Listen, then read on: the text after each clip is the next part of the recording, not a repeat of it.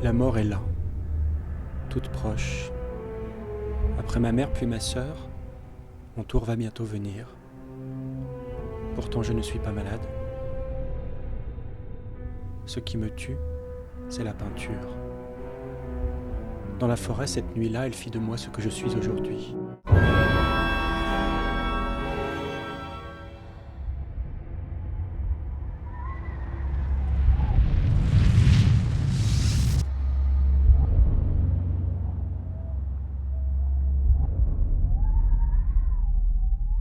Comment en suis-je arrivé là?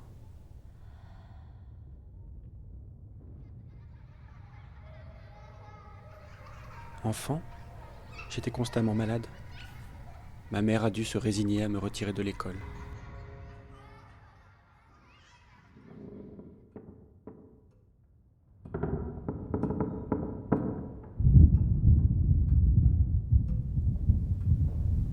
Ma mère mourut de la tuberculose.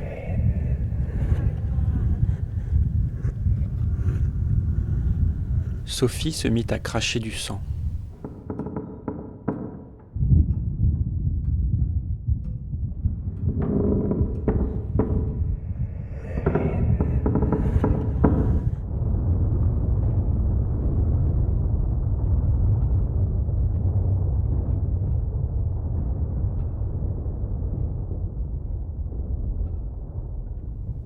Après la mort de ma sœur, je suis resté longtemps emprisonné dans mes pensées.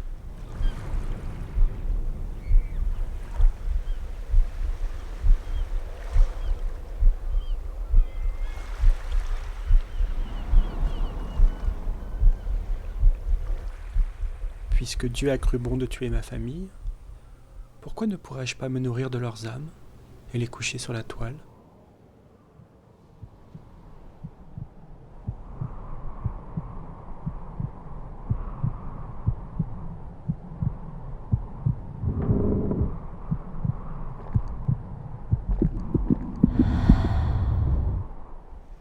Le matin, je n'avais plus envie de rien.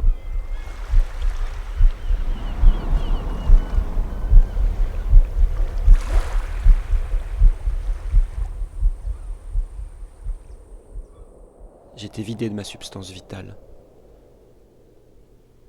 Je m'absentais du monde.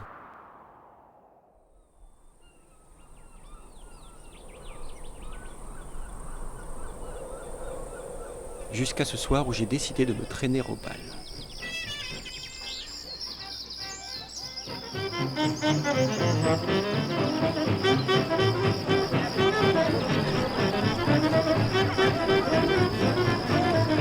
Les femmes me regardaient, avec dans leur regard un intense et rouge désir, qu'étrangement je ne pouvais pas supporter. Et puis je la vis, blanche et blonde, à l'écart de la foule.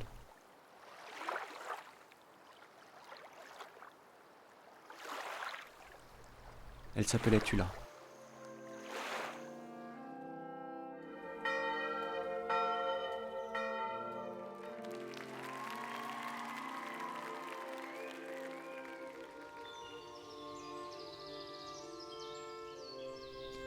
Tula était un merveilleux refuge.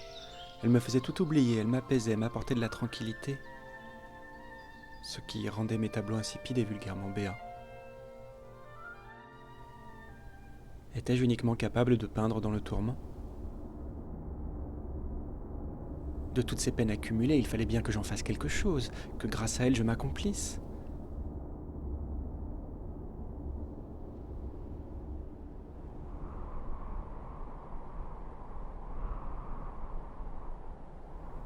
Même quand moi et Tula étions censés vivre les moments de joie les plus intenses, ce bonheur ne me touchait que comme un regard à travers une porte entr'ouverte. Une porte qui me laissait dans ma cellule noire et me coupait du grand salon de la vie et de la lumière. Tula était une femme charmante, mais je ne pouvais plus la sentir. Elle n'est qu'un poids, une chaîne dont il faut que je me débarrasse à tout prix. Tula. Tula.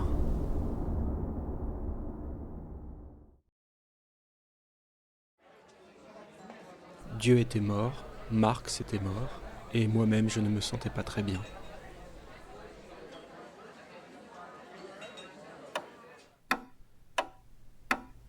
J'avais le dégoût de la vie. J'étais trop conscient de la fuite du temps, de la vanité des apparences, de la fugacité des sentiments.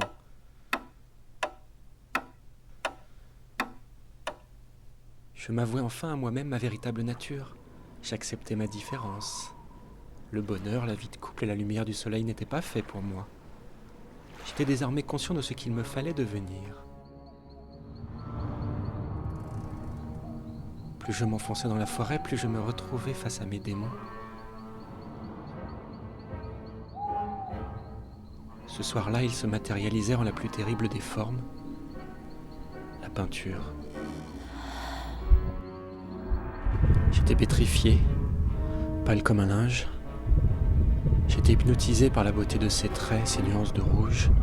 J'allais me faire dévorer, sans aucune pitié, par celle qui depuis toujours occupe toutes mes pensées, par celle qui ne m'a jamais quitté, ne me quittera jamais, par l'amour de ma vie.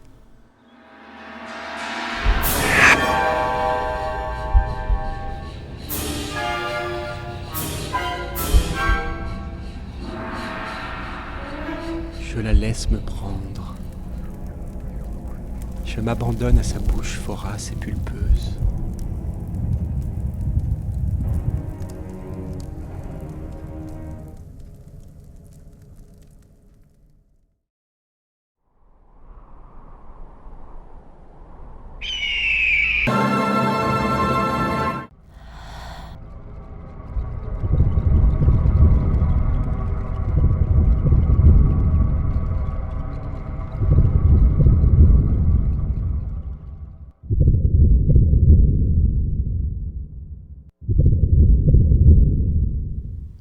Suis-je mort? Suis-je mort?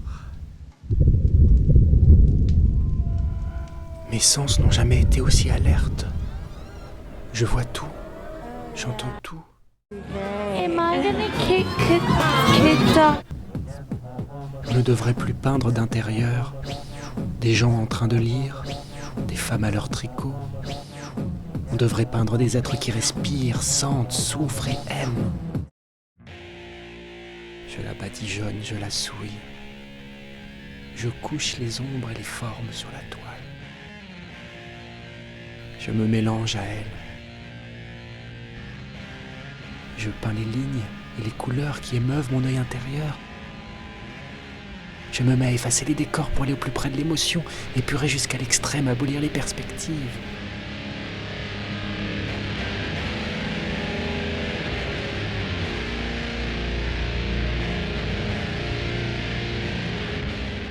Pour vaincre la souffrance, la peinture se doit d'être vivante.